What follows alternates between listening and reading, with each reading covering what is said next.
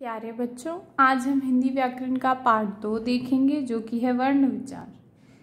यहाँ टीचर बच्चों को पढ़ा रही है और यहाँ लिखा है सदा सत्य बोलो, हमेशा सच बोलना चाहिए।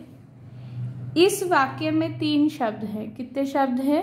3। सदा, सत्य, बोलो।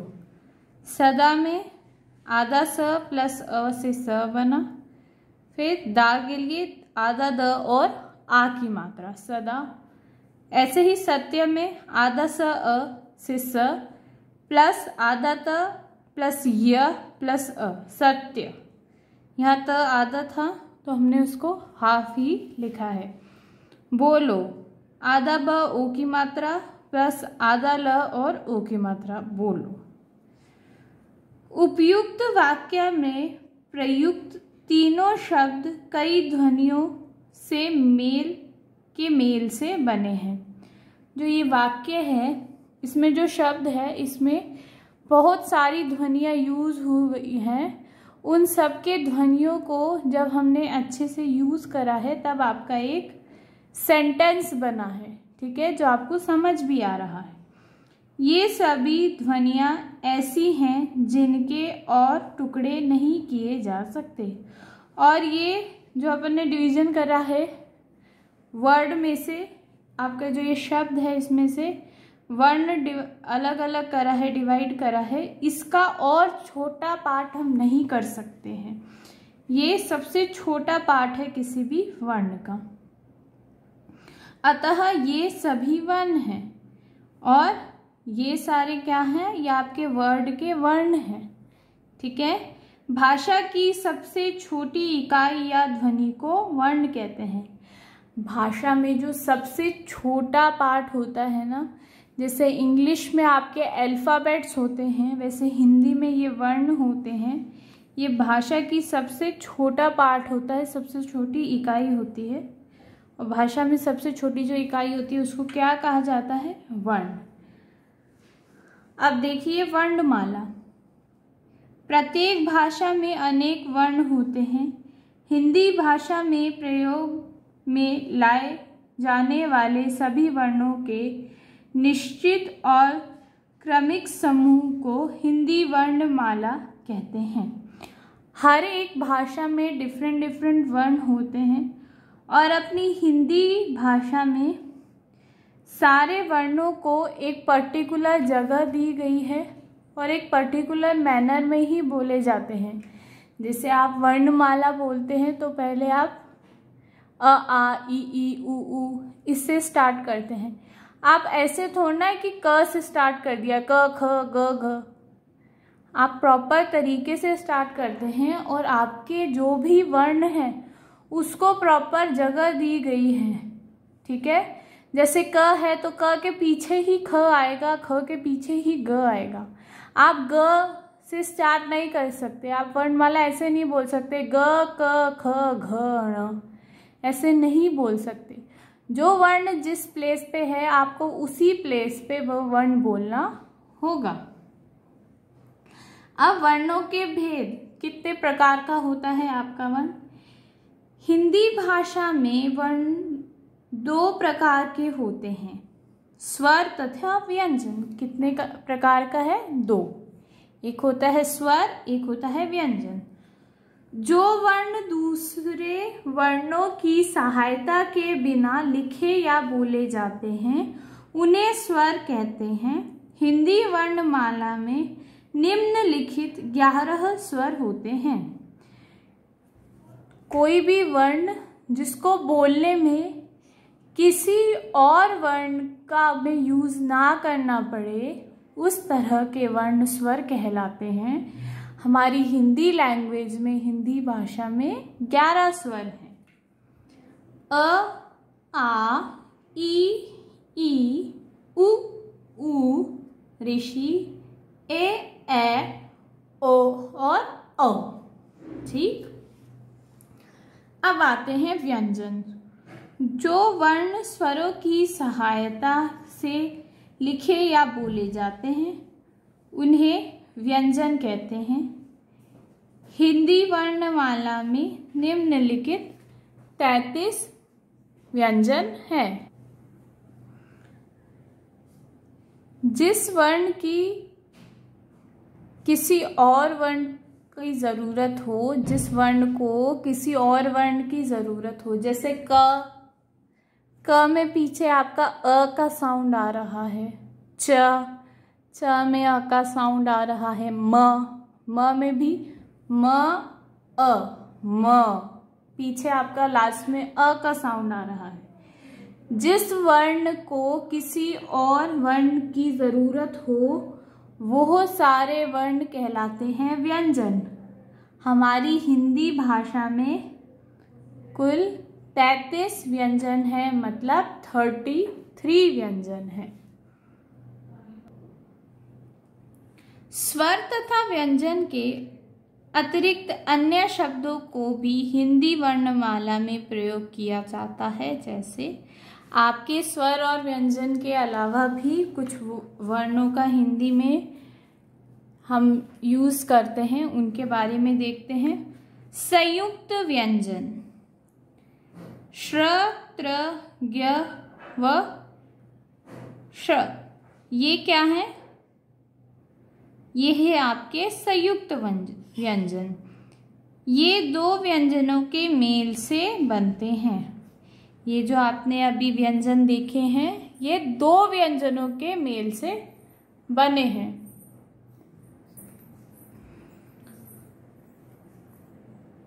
श बना है आपका आदा का और श से, ज्ञ बना है ज अण से, त्र बना है त और र से, और श बना है श और र से।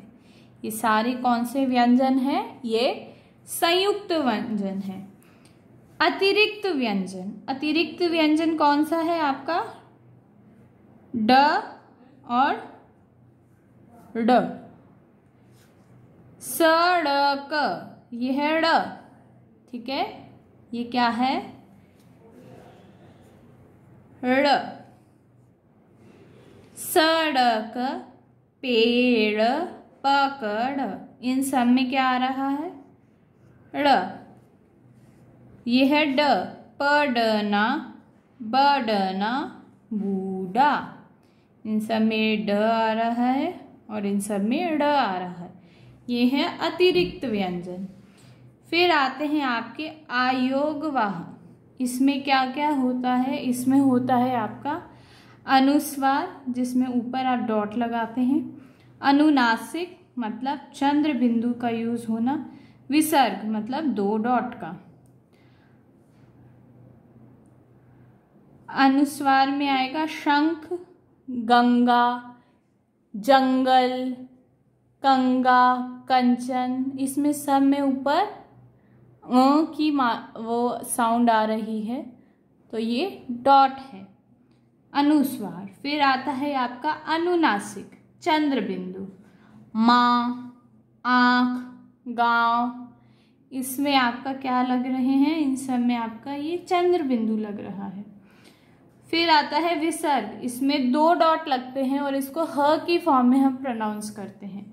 पुनः, अतः, प्रातः, ये जो 2 डॉट हैं इनको हम ह के उसमें ले रहे हैं, ह की साउंड में ले रहे हैं। फिर आता है आपका आगत ध्वनियाँ। आगत ध्वनियाँ दूसरी भाषा से ली गई हैं। अब हमारे हिंदी लैंग्वेज के अलावा भी हमने और दूसरी लैंग्वेज से भी कुछ ध्वनियाँ ली हैं, वो उनका हमने क्या नाम दिया है? आगत।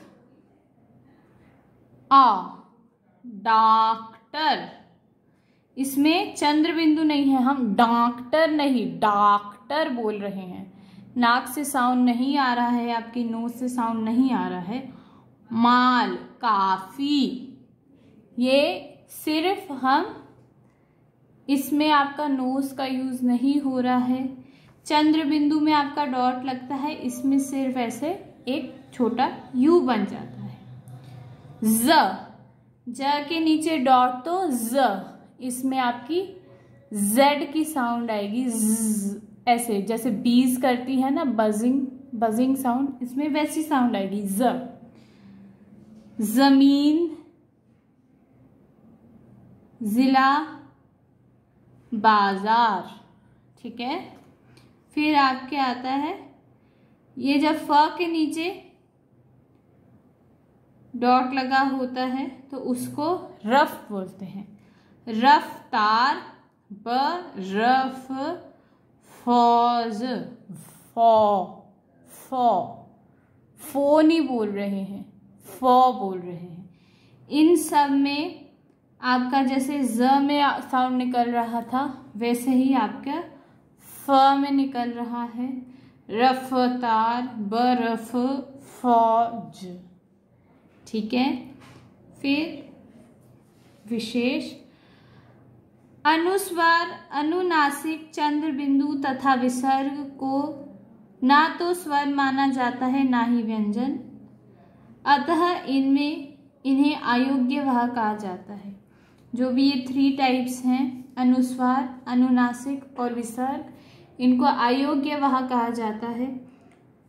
जब कोई व्यंजन र के साथ मिलता है तो र उसके नीचे लगता है। जैसे कोई व्यंजन है उसको र के साथ जब आप मिला रहे हैं तो उसका कैसे बनेगा, उसका बनेगा प और र, प्रश्न, प्रश्न, व के नीचे र, व्रत, क के नीचे र, क्र और म, क्रम। फिर जब र किसी व्यंजन के साथ मिलता है तो वह व्यंजन के ऊपर लगता है।